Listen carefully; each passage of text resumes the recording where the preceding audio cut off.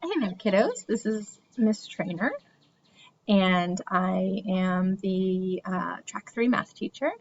And today's video is about when you have a word problem with fractions in it, and you're not sure if you're supposed to add or subtract or multiply or divide.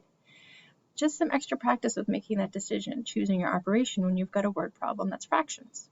So we're going to start this week practicing this skill using numberless word problems. And I would like to invite you into the Olive Chapel candy store. Yeah. Don't get too excited. It's an imaginary candy store. Yep, I imagined it up for us to make math fun today. And so come along, let's go. We're going to use the RID strategy just like your teachers in your classroom have been using with you during the school year to help us determine which operation to use for word problems. So just like always, we're going to read the problem twice to see what's going on in the math story. We're going to imagine what's happening in that math story by drawing pictures. And then what we're practicing and focusing on all week long in math is deciding which operation to use to solve this problem. We will not be solving the problems today. It's actually impossible because when you see these word problems, you'll notice right away there's no numbers in them. All we're doing in this video today is practicing how to select which operation you would use to solve the word problem based on the information given to you in the words. And again, your options are adding, subtracting, multiplying, and dividing. Sometimes using keywords can help you, not always, and especially sometimes with fractions, it'll trick you. But I did want to at least show you some keywords that you can use to help you make your decision when you're selecting an operation to use to solve a word problem that involves fractions. If you are working during this week or even in the future and you want to pause the video on this screen to look at these keywords, that's definitely something you can do.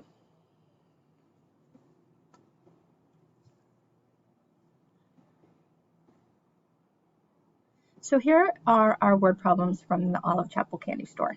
Question number 1. Miss F buys candy bars and ravenously digs in. She eats some candy bars that day and some more candy bars the next day. How many candy bars does she eat in total? So using the RID strategy, I have read the problem once. And just to get a general idea of what's going on here, I know so far that this word problem is about Miss F. She goes to the candy store, she's really hungry, she buys some candy bars and she eats some. I'm going to read the problem again and I'm going to pull up the most important information and start marking up my paper. If you printed off copies of these word problems and you have them at home, you can be doing the same thing. If not, you can just follow along with me. Okay, so I'm going to read it again. Miss F buys candy bars and ravenously digs in. That means she was really hungry. It doesn't tell us how many candy bars she bought. It just tells us she bought some. She eats some candy bars. Okay, that seems important. When you eat things, I'm thinking mathematically, there's less after you've eaten them. She eats some candy bars, and again, they don't tell us how many. And that day, and then she eats some more candy bars the next day. So she eats some candy bars on day 1 and some more candy bars on day 2. Now I'm going to look and see what the question's asking me. The question is asking me, how many candy bars did she eat in total? So I do see some keywords here. One of those keywords that I see is total. And I see more.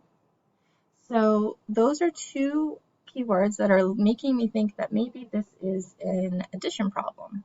But I'm going to draw some pictures to help me be sure. So I am now going to imagine or draw the information from the problem. And this, for me, is the strategy that works best for my brain. Okay. So Miss F on that, she buys some candy bars. We don't know how many. I'm just going to draw 5. I made up that number. This is a numberless word problem. You could make up any number there at all that you wanted. I imagined 5 candy bars. She eats some candy bars that day. So she ate some candy bars that day. So I'm going to say that she ate 2.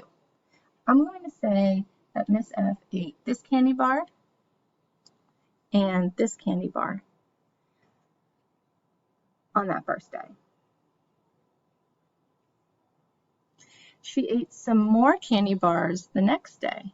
So I'm going to say on that next day, Miss F ate that candy bar and that candy bar. So let me look back and see what I have now. On day 1, Miss F ate 2 candy bars. And on day 2, Miss F ate 2 more candy bars. Now I'm going to look at the question and see what are they asking me here. They were asking me how many candy bars did she eat in total. So if she ate 4 candy bars on the first day, 2 candy bars on the first day, and 2 candy bars on the second day, I'm going to add them up and say that she ate 4 candy bars total. So for this problem, if there were whole numbers or fractions involved, I would solve them the same way that I would be adding.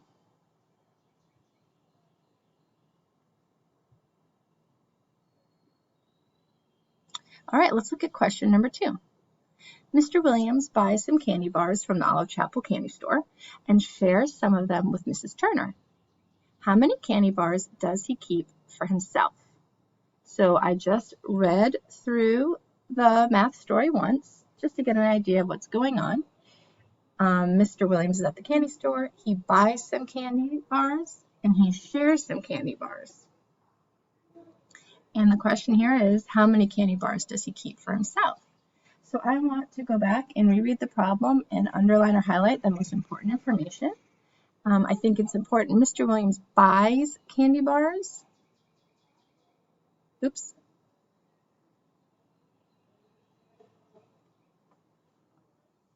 Mr. Williams buys candy bars, and he shares some candy bars with Mrs. Turner. And the question here is, how many candy bars does he keep for himself? So now that I've read the problem twice, I've noticed some clue words in there. Buys and shares makes me think when he's sharing that he subtracts. And then how many candy bars does he keep for himself? That's going to help me determine my final answer. So let's make up some numbers here so we can draw a picture.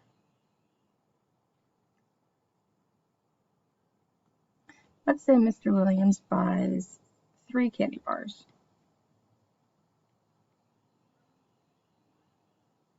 And let's say that he shares one of them with Miss Turner. I'm looking at my picture wondering how many candy bars he has for himself. So if I were going to put numbers in here, imaginary numbers that I made up, we said that he bought 3 candy bars and he shared one with Miss Turner. So when you're sharing, you're giving away. He gave away 1 candy bar to Miss Turner. And we want to know now, how many does he keep for himself? We can see from our picture, he's got 2 candy bars left for himself. So problem 2, whether you're using whole numbers or fractions, would be solved through subtraction.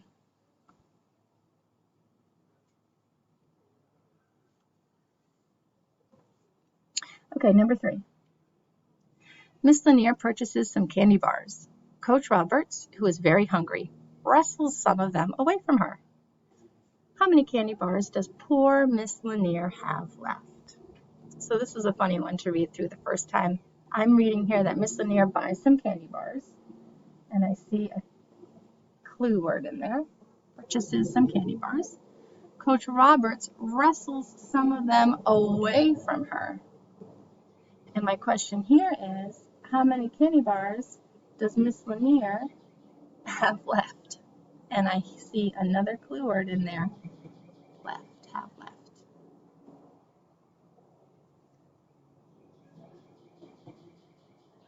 Now that I've pulled out the clue words, the important information, and I've really paid attention to the question that they're asking me here, I can begin imagining. So I'm going to draw some pictures.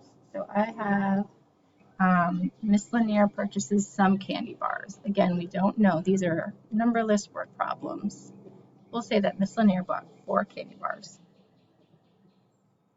And Coach Roberts, who's very hungry, wrestles some away from her. It doesn't say how many. Let's say that Coach Roberts wrestles 2 away from Miss Lanier. And the question's asking us is, how many candy bars does Miss Lanier have left? These guys right here.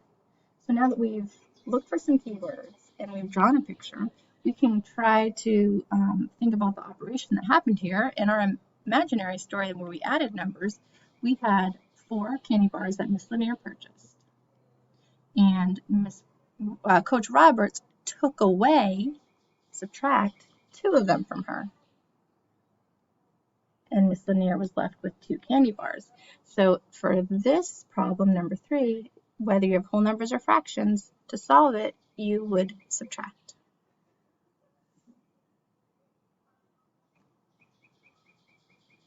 All right, let's look at that last problem, number 4.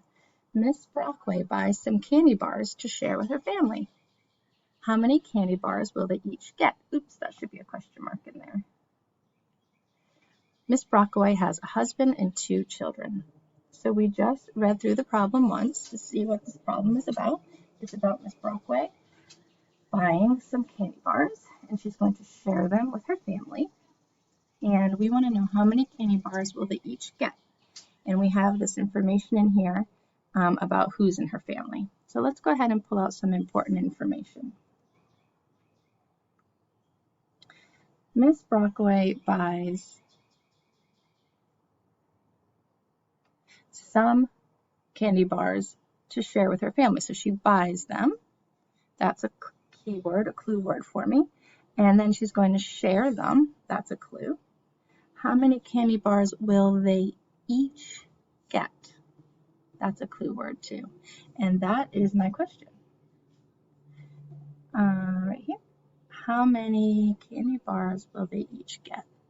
Okay, so let's see here. Miss Brockway buys some candy bars. So let's draw some candy bars again.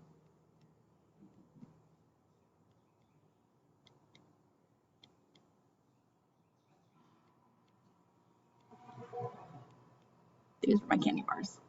Okay, so she buys some candy bars and she's going to share them with her family. And there's 4 people in her family. So let's start splitting up some candy bars here. So let's say Miss Brockway gets a candy bar, and her husband gets a candy bar, and her son gets a candy bar, and her daughter gets a candy bar. Oh, we have more candy bars, so we can keep going.